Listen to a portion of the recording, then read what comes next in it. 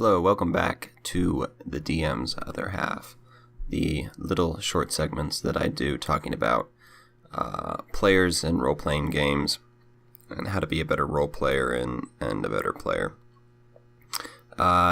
This week I wanted to talk briefly about what I'd like to call player default or character default.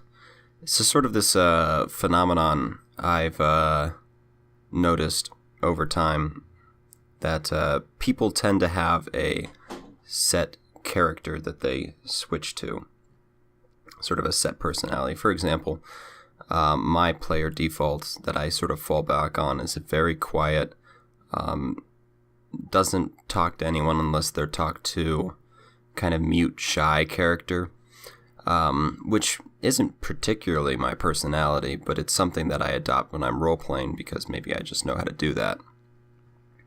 Anyways, the player default is a handy little thing to have in mind when you're role-playing, because you almost want to combat it most of the time, unless you're specifically playing a character that's in your default set. And that it really can help broaden your role-playing abilities if you just even have this in mind.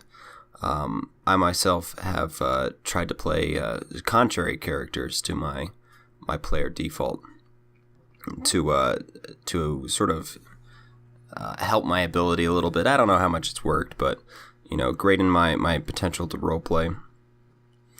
But it's useful to know your player default. It's also useful sometimes to know the player default of people you're playing with, sort of what they fall back on, or what their characters all tend to seem to be. If they're a good role player, you won't find anything.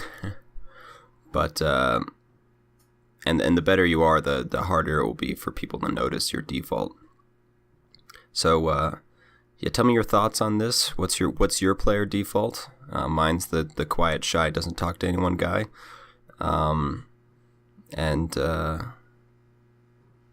I'll talk to you. That's not the right word. I'll do this probably next week. Till then.